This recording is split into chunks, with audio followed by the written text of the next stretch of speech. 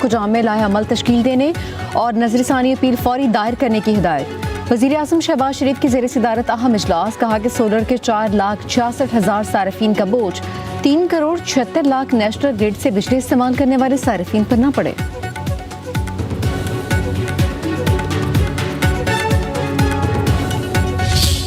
عوام خود اپنے سورسز سے سولر کے پینلز خریدے، اس کے بعد سولر کی انرجی استعمال کرنے کے لیے کوشش کرے تو مزید یہ بوجھ نامناسب ہے۔ تو خدا کا شکر ادا کرو کہ یہ سورج بہت دور ہے اس حکومت سے، اور نہ اس سورج پہ بھی ٹیکس لگا دیتے۔ آئی پی پی سے آپ نے مہنگے معاہدے کیے ہیں، اس کی قیمت آپ غریب عوام سے کیوں وصول کر رہے ہیں؟ تو یہ شارٹ سائٹڈنس نہ کریں، پاکستان اس کا بہت نقصان بھگت چکا ہے۔ جو وزیر پاور ہیں وہ ہی knows what he is doing, لیکن اس کے باوجود بھی دس پالیسی اس کو ڈسکس ہونا چاہیے تھا قومی اسمبلی میں۔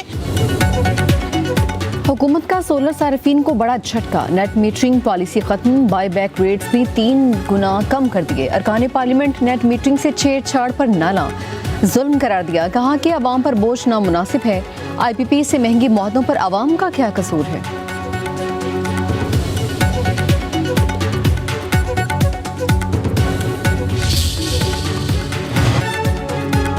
پیپلز پارٹی نے نئی سولر پالیسی کی مخالفت کر دی۔ شازیہ مری نے کہا کہ عوام کے ساتھ دھوکہ ہوا ہے، دنیا گرین انرجی کی بات کر رہی ہے اور یہاں لوگوں کو نچوڑا جا رہا ہے۔ نیٹ میٹرنگ پر سب کی چیخیں نکل گئیں، پالیسی پر پارلیمنٹ میں بحث کرانا چاہیے تھی، حکومت تعاون نہیں کرے گی تو ہم واک آؤٹ کریں گے۔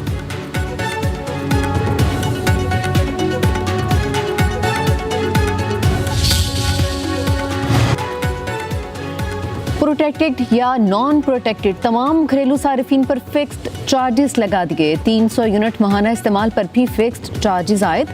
نیپرا نے پاور ڈویژن کی درخواست پر فیصلہ جاری کر دیا، 100 یونٹ کے استعمال پر پروٹیکٹڈ صارفین 200 روپے، نان پروٹیکٹڈ پر 275 روپے لاگو ہوں گے۔ 200 یونٹ کے استعمال پر 300 روپے فکسڈ چارجز عائد، 300 یونٹ کے استعمال پر 350 روپے، 400 یونٹس پر 200 روپے اضافے سے 400 روپے، 500 تک یونٹس پر 500 روپے فکسڈ چارجز مقرر، 501 سے زائد یونٹ استعمال کرنے پر ماہانہ فکسڈ چارجز 675 روپے۔ اس نے پوری قوم کو اکٹھا کیا اور یہ جو ناپاک سازش تھی تفریق پیدا کرنے کے لیے اور ان کے اتحاد کو ضرب لگانے کے لیے، یہ ناپاک کوشش مکمل طور پر دفن ہو گئی ہے اور ہم قرض دار ہیں ان کے جو اپنے خون سے پاکستان کی آبیاری کر رہے ہیں۔ ثانیہ طلائی پر پوری قوم دکھی اور سوگوار ہے، اس سے بدترین بربریت کی کوئی مثال نہیں ہو سکتی۔ وزیر اعظم شہباز شریف کی طلائی کی مسجد میں خودکش دھماکے میں جاں بحق افراد کے لواحقین سے ملاقات، شہداء کے اہل خانہ کے لیے 50 لاکھ روپے امداد کا اعلان۔ وزیر اعظم نے کہا کہ دہشت گردوں کی قوم میں تفریق پیدا کرنے کی کوشش ناکام ہو گئی، دہشت گردوں کا کوئی مذہب نہیں، پوری قوم شہداء کی قربانیوں کی مکروز ہے۔ افواج پاکستان دہشت گردوں کو ان کے انجام تک پہنچا رہی ہے، شہیدان عباس کی قربانی سنہرے حروف میں لکھے جانے کے قابل ہے۔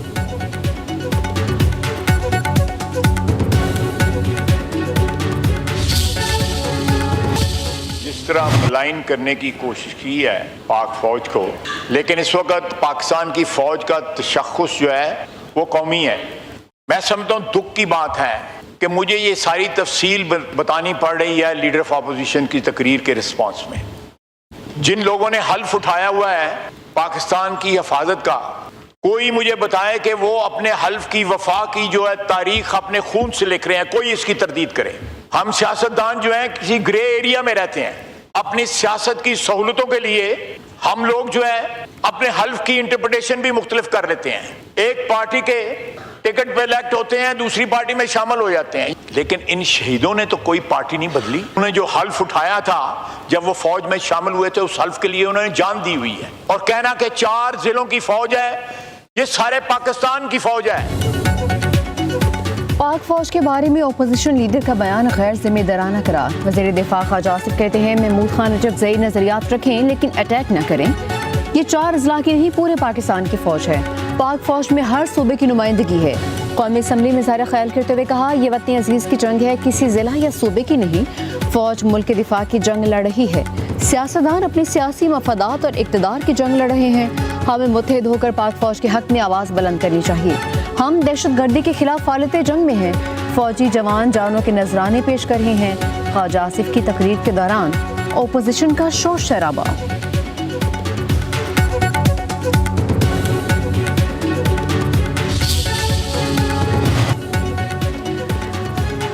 पाक फौज के कंधे पर बैठकर सियासत मत करें, चेयरमैन पीटीआई बैरिस्टर गोहर का ख्वाजा आसिफ को जवाब।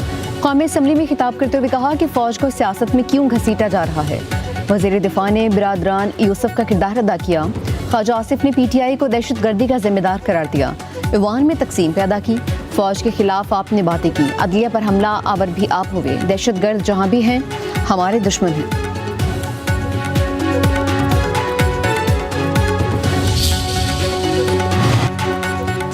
मुसल्लह अफवाज की कुर्बानियों को खिराज तहसीन की करारदाद कौमी असम्बली में कसरत राय से मंजूर। करारदाद वफाकी वज़ीर तारिक फजल चौधरी ने पेश की। पाक फौज में सूबाई तनासुब की तफसीलात भी ईवान में पेश।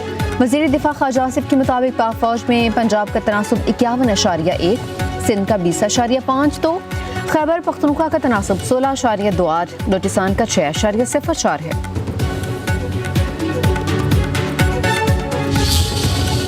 मुसलसल एक ऑर्गेनाइज्ड अंदाज में रियासत पाकिस्तान के खिलाफ एक मुनज़्ज़म अंदाज में प्रोपेगेंडा टूल्स के जरिए रियासत को और बलूचिस्तान के उस आम नौजवान को डिसइंटीग्रेट किया गया है। एक ऐसा फॉल्स नैरेटिव खड़ा किया गया है पाकिस्तान के अगेंस्ट जो कंप्लीटली परसेप्शंस की बुनियाद पर। जनाब स्पीकर, क्या बलूचिस्तान की तारीख को हमेशा मसख नहीं किया गया? बलोच को जो एक लाहासिल जंग की तरफ धकेल दिया गया है, क्या हासिल होगा उससे सवाए कुछ तो खून के?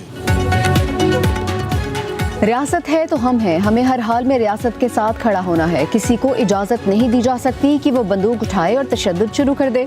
मजदूरों और बच्चों को कत्ल करने वालों से कोई बात नहीं होगी। भारतीय प्रॉक्सीज का बलूचिस्तान से कोई ताल्लुक नहीं। वज़ीर आला बलूचिस्तान सरफराज बुगटी का सूबाई असम्बली में खिताब। कहा कि सियासी मुज़ाकरात से कभी भी इनकार नहीं किया। इंतखाबी इस्लाहात वक्त की ज़रूरत है। प्रोपेगेंडा के जरिए नौजवानों की जहन साजी की जा रही है। बलूच कौम को लाहिसल जंग की जानिब धकेलने नहीं देंगे। दहशत गर्दी के खिलाफ जंग में अवाम ने बेपनाह कुर्बानियाँ दी। शहदा ने अपना मुकद्दस खून मुल्क के लिए बहा दिया।